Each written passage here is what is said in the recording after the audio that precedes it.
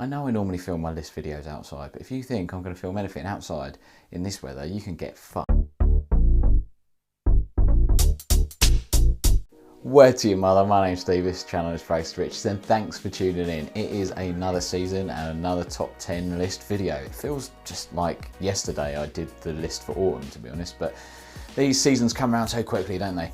So let's crack on with this list before I kind of make this video too long. I've got two quick honourable mentions. The first is going to be Bentley for Men Intense. Now, if you didn't see it, I shall link down below the first impressions video I did of this. I basically kind of got a sample to see if the hype was real and if this is really worth kind of all the hype that it gets in the community. So I filmed my first impressions in front of the camera and shared it.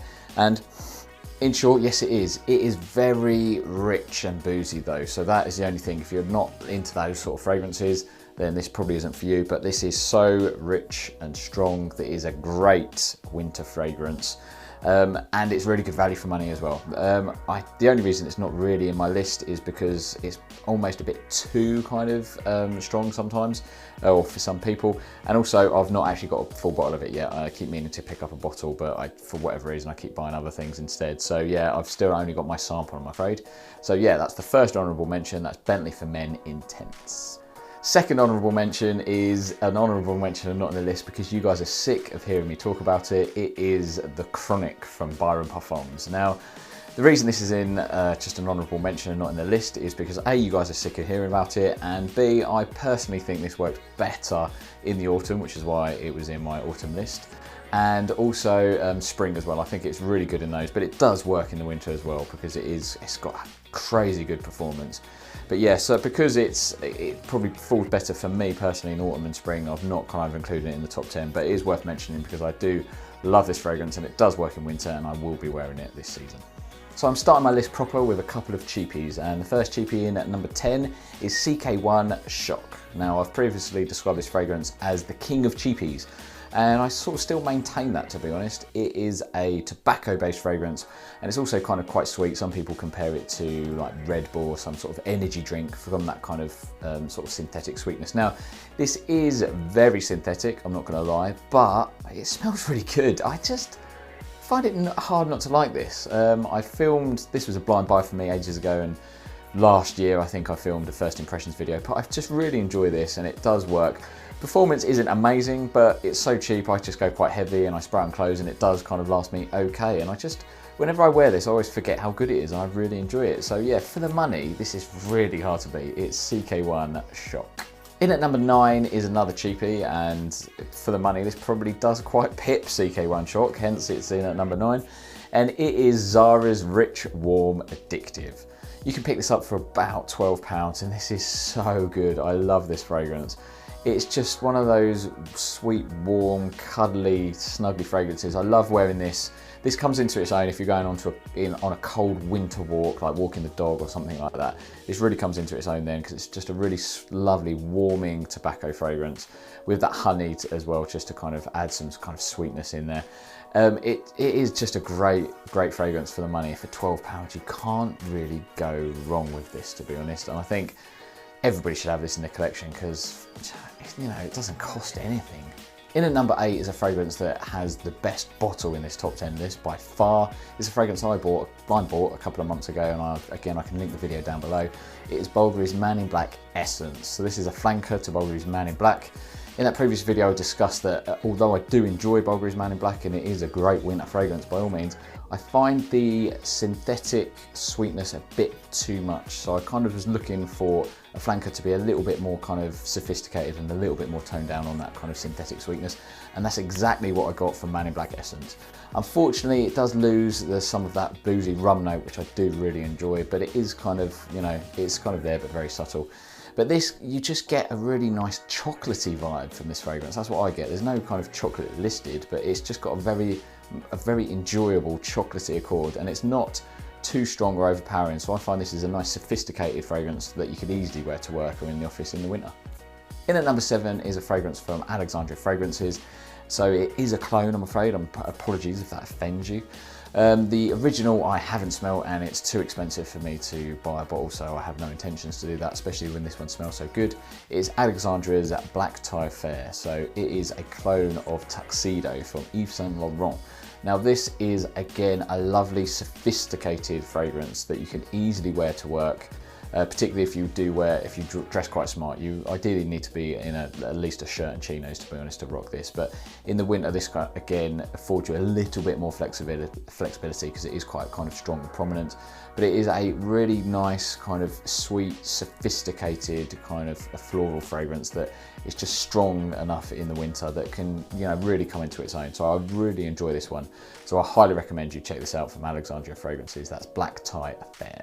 In at number 6 is a fragrance that was not going to be in this list originally.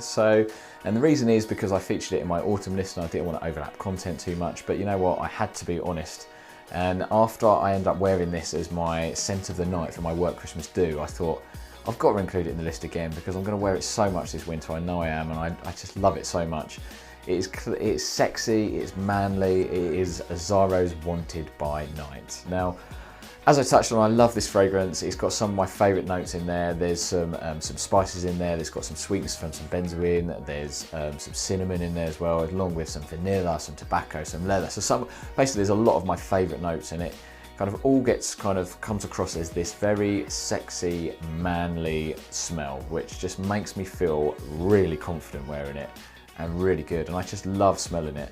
Now, the night I wore it at my work's Christmas do, full disclosure, I didn't get any compliments, but you know what, I don't care. That's not the only reason I wear kind of fragrances. I just ended up kept sort of smelling it on myself, kept getting whiffs, and it just made me feel really good and feel really confident. So after that night, I thought, you know what, I am going to include it in this list. And I stand by it, so I'm sorry that, you know, you've seen it before, but it's a great fragrance. So we've reached the number 5 spot, and in at number 5 is Armani's Stronger With You. This is a great winter fragrance. This is very mass appealing. It's quite synthetic, I will wholeheartedly admit, but it is really mass appealing. You'll pick up compliments. Most people will like this, and it performs really well. It's very strong, so you do have to go easy on the trigger if you're wearing it indoors, but outdoors, again, it kind of works so well. I will easily get, you know, 2 or 3 hours of projection quite comfortably, and it will last the full day. Towards the end of the day, it does start feeling a bit too synthetic to me, just right at the end of its life cycle, but I'm fine with that because I'm normally home by then anyway. So yeah, this is a very mass appealing, sweet fragrance that's kind of a touch gourmand from the cinnamon, with some vanilla in there as well, and it's just a really enjoyable, manly, kind of sweet, mass appealing fragrance that is quite synthetic, but it is really nice and it performs really well. I prefer this version to Stronger With You Intensely. I find that kind of goes a bit too much into the gourmand, and it is kind of a bit too sweet and gourmandish, where this one just kind of touches on the edge of that gourmand, and it's just really nice with that, a nice level of sweetness with the sort of woodiness, and kind of keeps it manly with a kind of enough sweetness to make it mass appealing and pick up some of those compliments. So yeah, really enjoy this one. So that's Armani's Stronger With You. In at number 4 is a fragrance that I've never featured on my channel, so I'm sure that'll please some of you. It is Viktor & Rolf's Spice Bomb. Now, the elephant in the room here is, why is it not Spice Bomb Extreme that I'm talking about? Now, the reason is similar to what I've said about the Man in Black versus kind of Man in Black Essence and some of the other flankers, etc. And it's the same with Spice Bomb Extreme. I do really enjoy Spice Bomb Extreme, but I find its synthetic sweetness a bit too much. It goes a bit too much for me, where Spice Bomb is just a perfect blend of sweet and spice for me. It's kind of not too sweet, it's not too spicy, and they just work together quite nicely. Where Spice Bomb Extreme, whenever I smell it, the synthetic sweetness is a bit too much, and I just like it dialed down a little bit. So similar case with the Man in Black versus some of its flankers, which I've discussed previously. So that's why I opt for Spice Bomb, and the Brucey bonus is it is also cheaper. So I picked up this for about £41 delivered, I think it was. So it's also cheaper than the Spice Bomb Extreme. It's really enjoyable fragrance, as I said. It is very nice and sweet, spicy, but a good balance between the two, and you will pick up compliments. There's a lot of talk about its performance since its reformulation. The performance on this Spice Bomb Extreme is definitely better, there's no doubt about it, I can't deny that. But the performance on this is not bad on me. If I go quite heavy and I include spraying it on my clothes, then it will kind of last me, you know, about sort of 6 hours. So, you know, not brilliant by any means, but if it's, you know, at the weekend, if I'm going out and about and coming back home, I can easily top up, or just take a travel size spray with me. So I don't mind, I really enjoy this fragrance, and you will definitely pick up some compliments on this one. In at number 3 is a fragrance that just hasn't seemed to get much love from the FRAG30 for some reason, and I do not know why, because it smells really good to me. Probably because it's kind of living in the shadow of the OG, and this is a flanker. It is Le Nuit de l'Homme, the Eau de Parfum version. Now, obviously there's 1,000,001 flankers on this, so this is the 2019 release, the EDP. So this is not the Parfum, and it's not any of the L'Intense or Parfum or like whatever. It's none of those. This is the 2019 release, the EDP version. Now, I prefer this to the original. The original definitely performs differently. I get quite poor longevity, but it's a bit lively and I get more pop from the original, where this does wear a little bit closer. And with the leather, it kind of does go in a slightly different direction. But I think this is smells really good. And I'd like to know how this would have been treated if it was just released in its own light without any of the previous fragrances coming before it. Because I think it smells really good. You get compliments on it. It's not a beast projector. I do get some projection, but it does last a lot longer than the original on me. So I really enjoy wearing this, and I will reach for this over the original. The only time I go for the original normally is if I'm just having a cuddle night or staying at home on the sofa or something, because performance isn't an issue then. So yeah, I really enjoy this version, and I urge you to try it and not believe too much of the negative kind of comments that you get from some other reviewers. But it's a matter of opinion, and each to their own. In at number 2 is one of my favourite fragrances of all time. You guys know this. It is Tom Ford's Noir Extreme. This was love at first sniff for me. I get that lovely sort of tobacco accord, but there's no tobacco in it, as I always say, but that's the kind of accords that I get from it, with some of the sweetness from the Kulfi and the vanilla. It's just kind of, and I do get a hint of that mandarin, which not many people pick up on, and again, mandarin's one of my favourite notes. So I just love this. I love this fragrance. I really enjoy wearing it. It was my scent of the day yesterday, and I love it. And my wife enjoys this one. I had the Perfume Parlour version originally, which is a great clone. So if you don't want to stump up full money for this version, do check out their version. And then my wife bought this for me as a gift for my birthday, so I've really enjoyed wearing this since. So yeah, highly recommend Tom Ford's Noir Extreme.